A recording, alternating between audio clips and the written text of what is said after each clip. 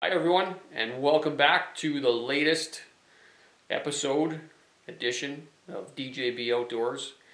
As you read, the title to this one is called The Reality of Being a Big Buck Hunter in Alberta. Uh, I could have maybe named it, So You Want to Be a Trophy Hunter? Question mark, question mark, question mark. But I didn't because I don't really know if I like the word trophy hunting.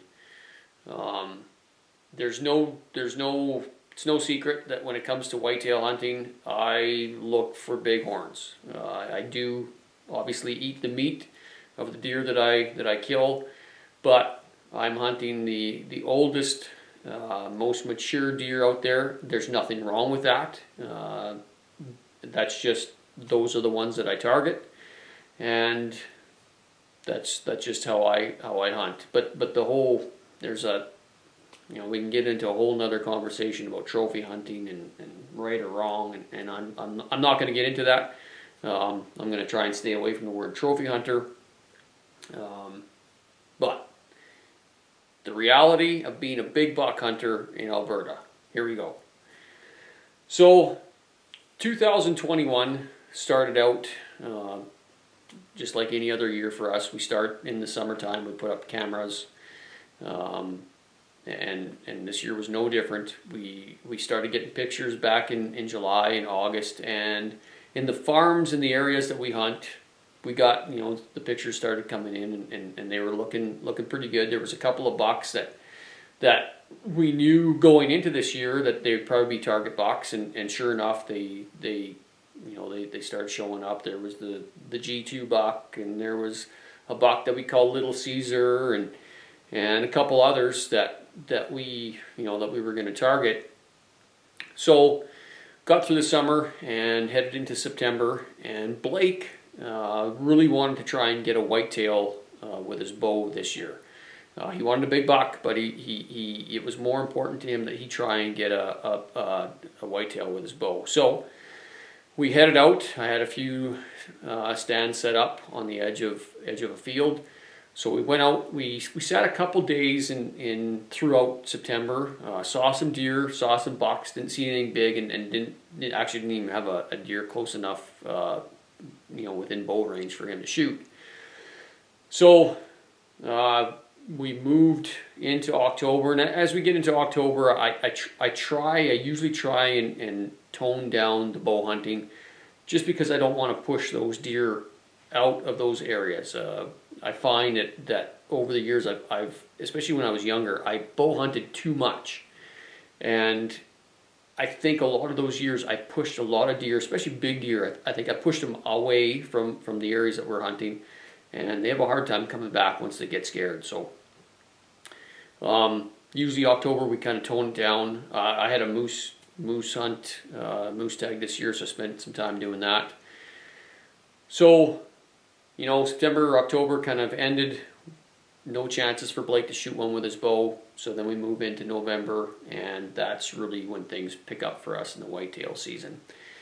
I went into November, and I actually thought that, I went into it with the thought that, I got an elk this year with my bow. I got a moose this year with my bow. I'm going to try and get a whitetail with my bow. So we spent the first week of November down south hunting mule deer. No luck. Came back, and the second week of November is where we'll pick up the actual hunting action, and I'm out with my bow, and not after any specific buck, but just trying to get a good one with my bow. I had a few spots picked out, set up. Here we go.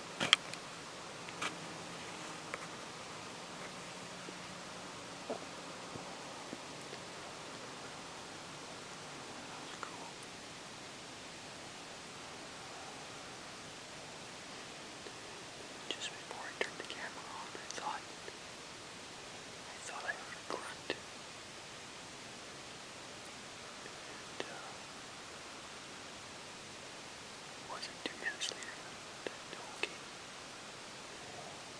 trotting in, and I think what happened is they were coming right through here, and she smelled where I walked to the stand, and just made 180 and went back, but maybe he was right on the rear end, 7 yards from the tree. That was cool.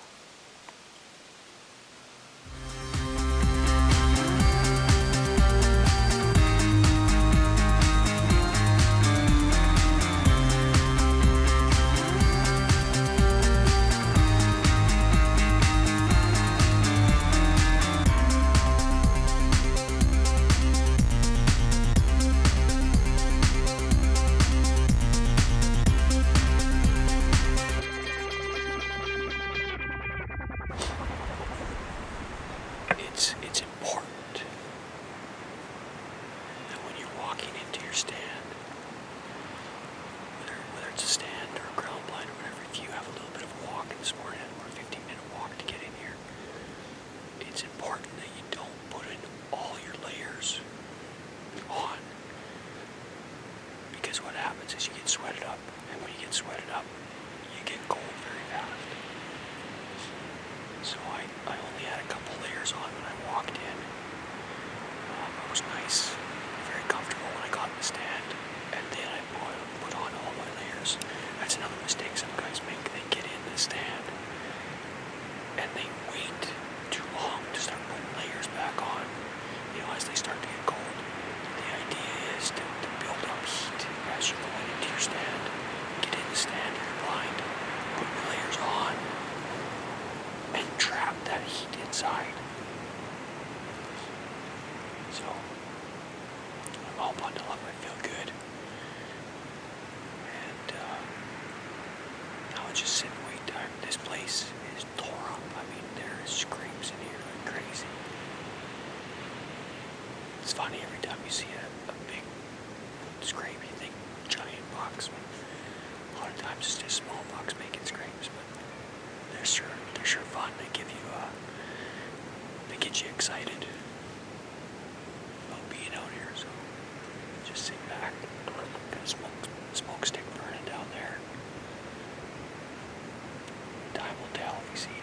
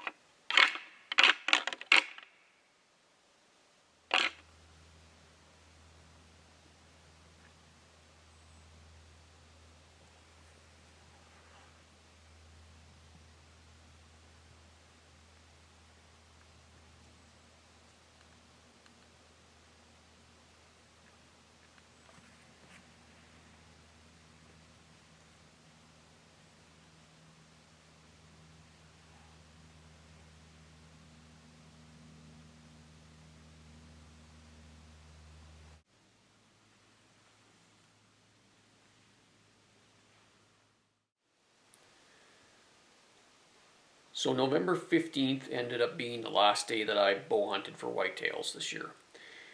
And the reason for that is I went and pulled some cards, swapped some cards out and some cameras later on that evening.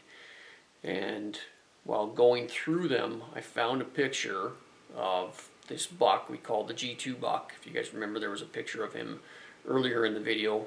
And from the time I had pictures of him in July to now, or back in the first part of November, he blew up. I was not expecting him to put on that much, or that many inches from July to September, October, but he did, and it was definitely a buck that I knew at that point I wanted to focus my time on. So, not taking any chances, put the bow away, picked up the 7mm, and started to hunt from the ground blinds and some of the other spots that we had set up more suitable for rifle hunting.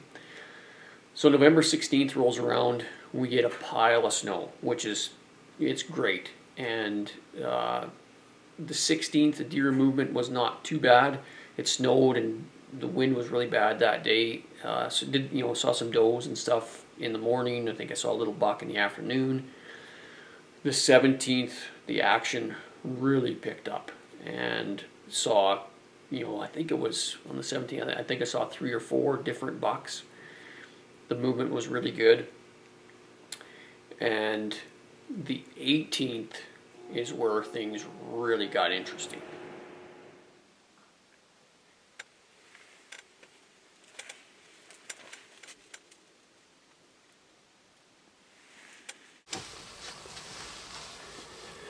Well, that's the first buck today. First deer. Actually, that's not true. I saw a spike about half an hour after daylight broke, but he come barreling across this line in front of me so fast I didn't even have time to get the camera on. So, that right there is the second deer today. Second buck. Know that buck. Got a pile of trail cam pictures of that buck over the last few years. He's got no points. He's just got 2 big, heavy, long main beams. He's a cool deer, but definitely not a shooter. A lot different day today. By this time yesterday, I think I'd seen 4 or 5 bucks already. Today, just those 2, so keep being patient.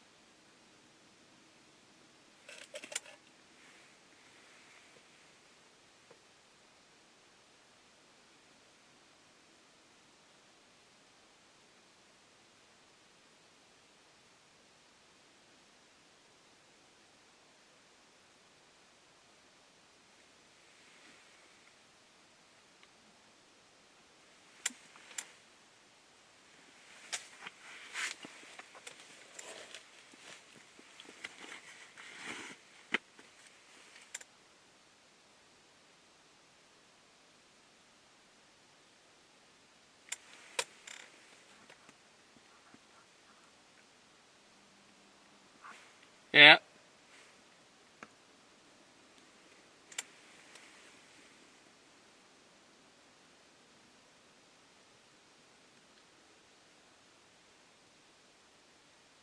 Yep. Yep.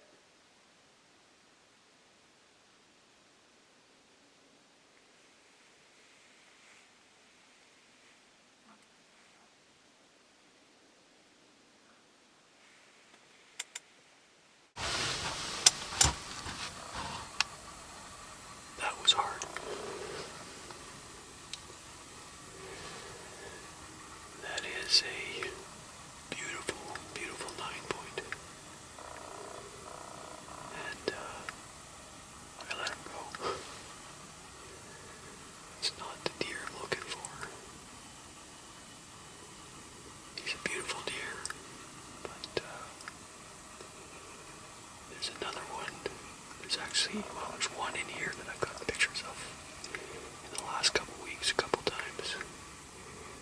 It's going to be bigger than that one. And there's a buck that I got pictures of back in July. I don't know where he is, if he's still alive, if he's around. They're older deer.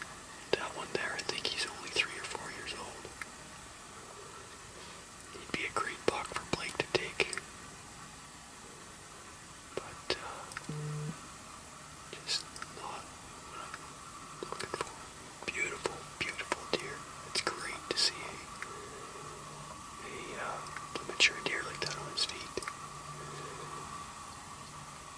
Good encounter.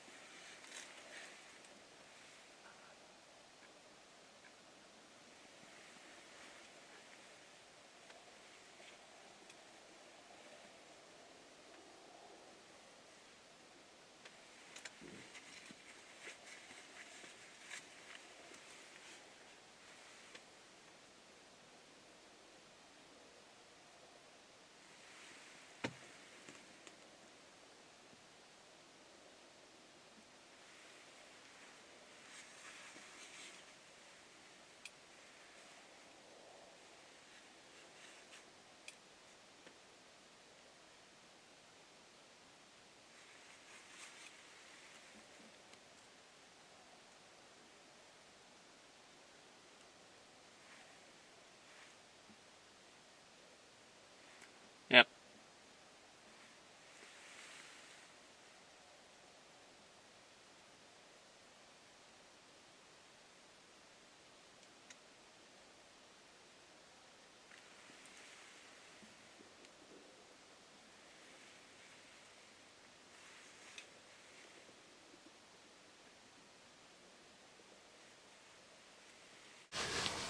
Well, I may regret that one. That was a nice buck. But he's still just not. He's not. He's a nice buck. But he's not the buck that I am looking for. The buck that I'm looking for, I haven't had on a camera. I've checked a few cameras over the last week. I haven't seen him. He hasn't been on any of the cameras for over a week. So, that makes it tough.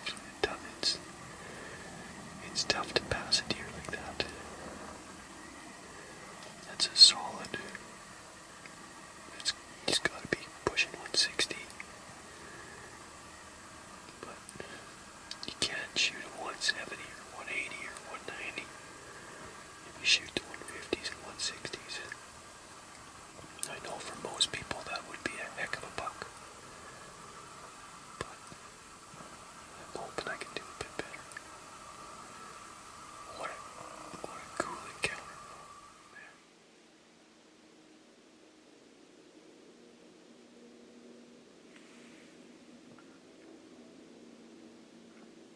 Yep.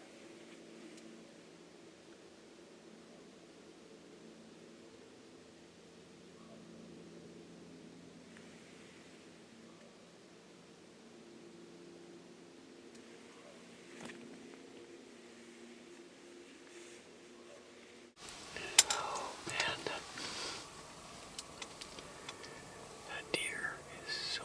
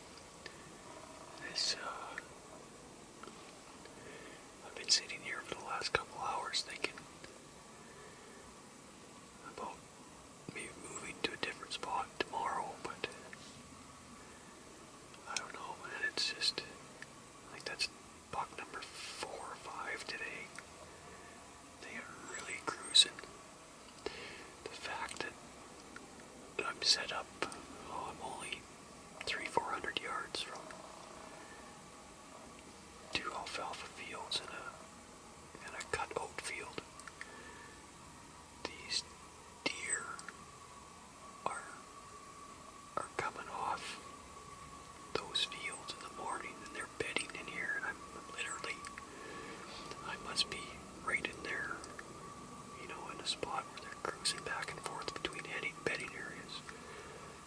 Because man, I hunted this spot last year and I didn't see any kind of action like this.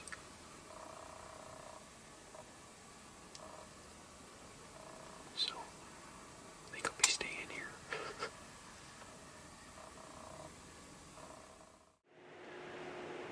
So the 18th and 19th, really good days. I spent the next 4 days, I hunted the 20th, 21st, 22nd, and 23rd, all in that same spot, and saw a pile of activity. That one wide 4x4, saw him a couple more times actually. That buck really tested my my willpower,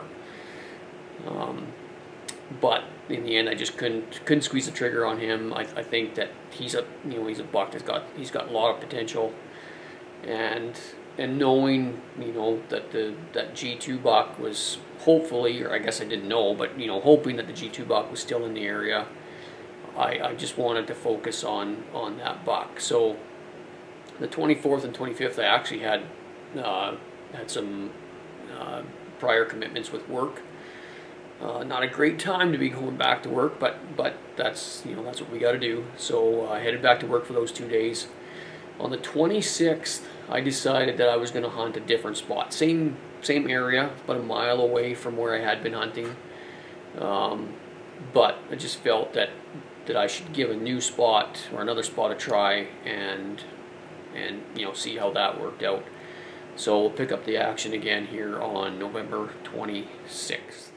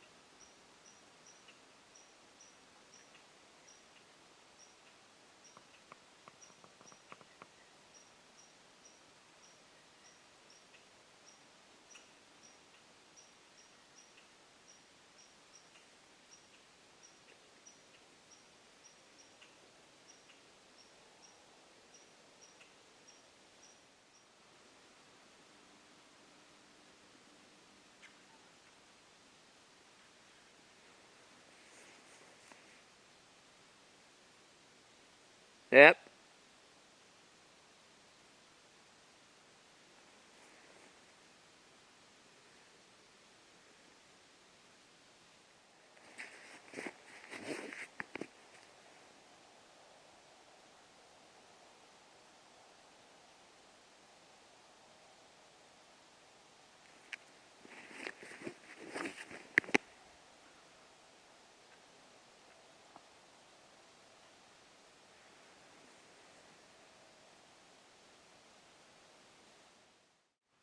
So the 26th was a pretty good day.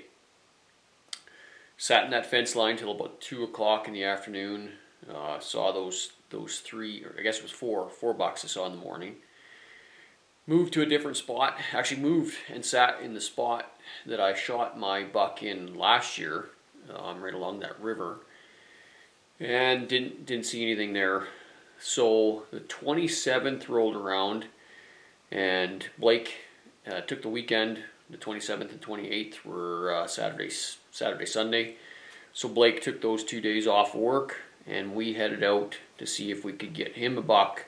And I thought, you know, the ground blind that I had been sitting on that one roadway there, that was as good a spot as any. It seemed to be a good spot. I was seeing a lot of deer there, so back to that spot we went.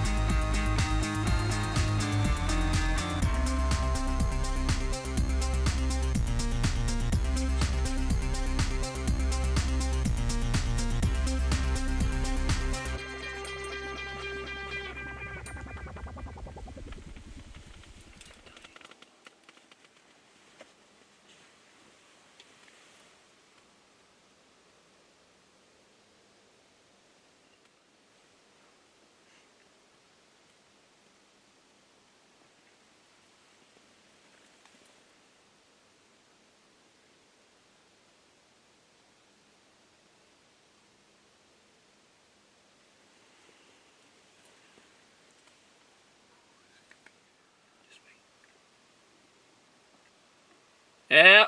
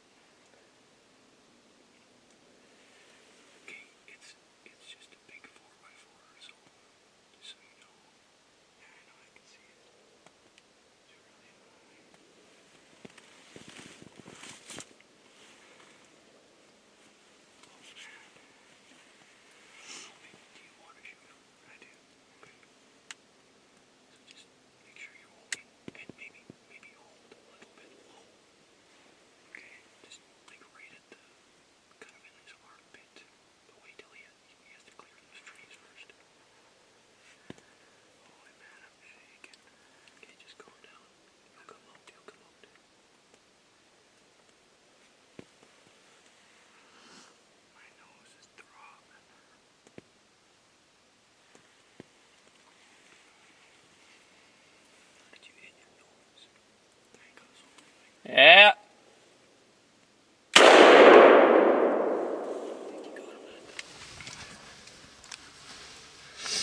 do you think? Oh, as soon as I shot, it was right on his shoulder, so I hope I got him that time. I'm happy he came back and gave me another chance, because he's a nice buck. Doesn't have very many points. He's still a nice buck. He's a big buck.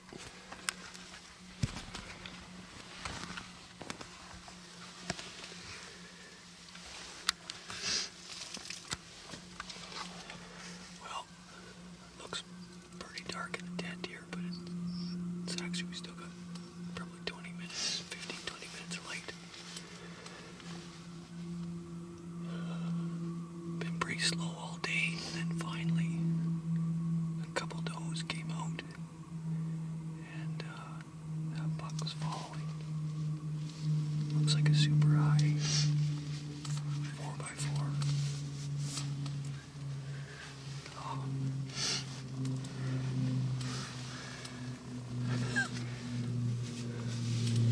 I'll have to review the footage here. Stand up, see how it.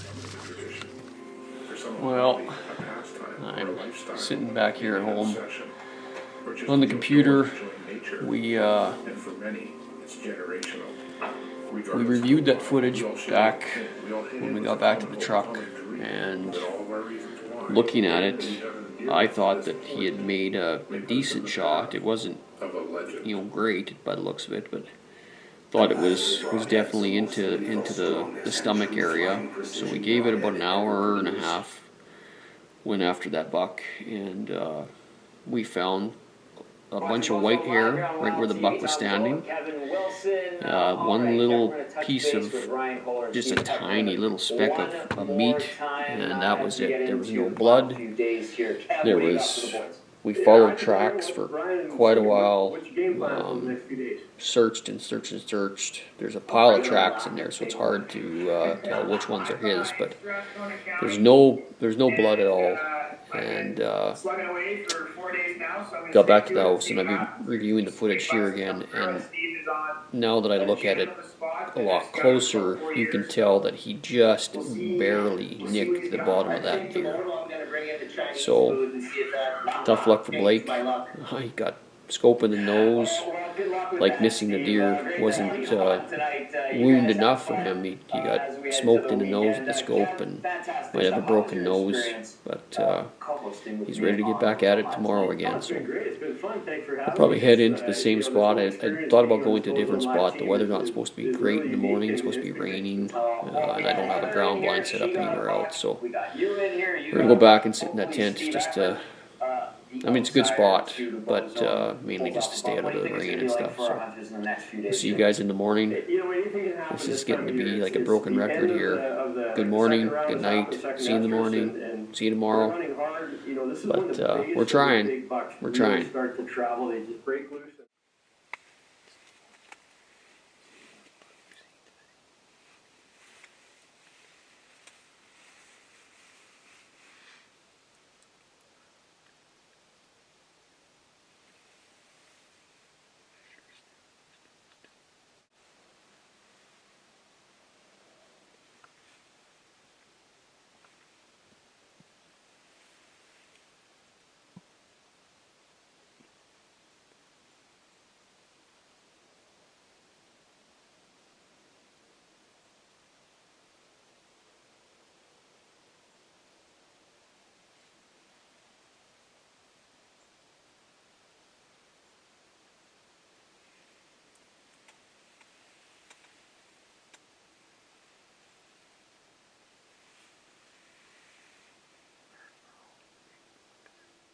So we're sitting there. It's about 2 o'clock in the afternoon. I think it was about 10 to 2, if I remember right. And both Blake and I are sitting there, and we're on our phones. It's the one downfall about that spot. It's got their cell service. So having cell service and hunting deer, it doesn't go hand in hand, because if you're not paying attention, you can get caught. And in those narrow spots that we hunt, you need to be paying attention. So anyways, I'm sitting there, and we're both sitting there, we're on our phones, and I happen to look up, and right at the back of that clearing at the end of the line, I see a deer looking up at me. And the first thing I noticed was how big his neck was. I couldn't see horns because he, they were up and they would have been against the trees in the background. So at first I didn't think it was a very big buck, but I could see his neck. His neck just looked massive. So I see the deer, and I click the camera on, and I put the binoculars up, and it's the buck that we've been waiting for.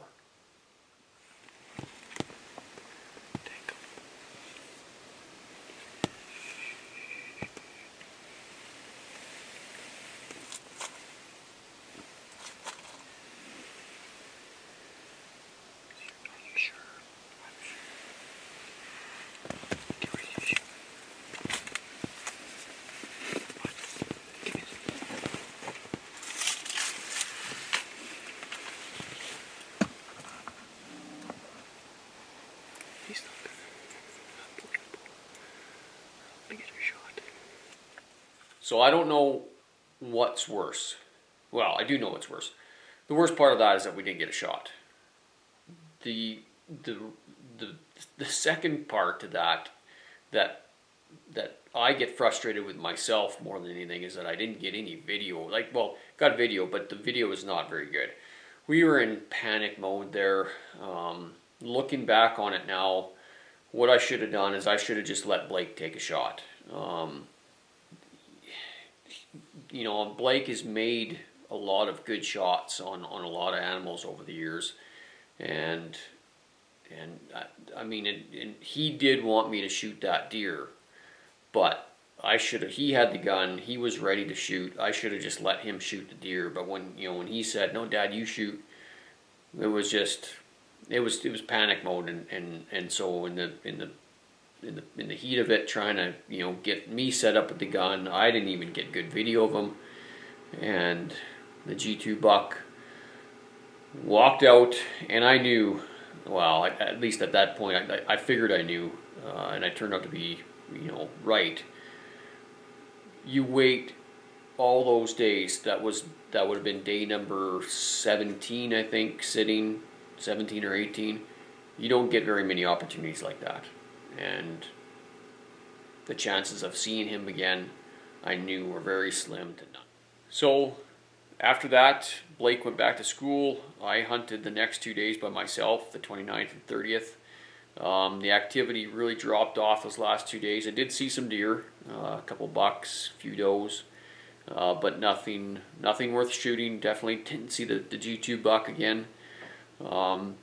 So the season closed, and I still had a tag in my pocket. So going back to the title of this video, the reality of hunting big bucks in Alberta. This video was meant to give everyone an idea of realistically what it's like to hunt big bucks in Alberta, and the point I guess I'm trying to get across is that it's tough, and anyone who targets 170, 180, 190 inch deer, they know, all you guys out there, you and women, you guys know how hard it is. It's tough to make these videos and put them on because I know a lot of you want to see something get harvested, and I get that, but I thought, one, the footage that I have is really good, or I think it's good anyways, and I wanted to share it, and two, I don't want people getting the idea that every time we go out we get something. It's just not the case. It's not how it goes. At least that's not how it goes for me, and it's not how it goes for my boys either. So this is a realistic view as to how a lot of our whitetail seasons go. Yeah, I've been fortunate to take some big deer over the years. There's no question about that. but it comes with a lot of hard work and a lot of time. You know, this year was a really good year. Even though we didn't get anything, it was a good year. I passed up some really good bucks, some bucks that a lot of people would have been real happy to shoot. But in the end, I just chose to hold out. And when you do that, you have to be willing to go home empty-handed. So I hope you guys liked the video. It's a bit of a long one, I know that, and it's a long one without, you know, without anything being taken. But I hope you guys enjoy it, and we'll see you next time.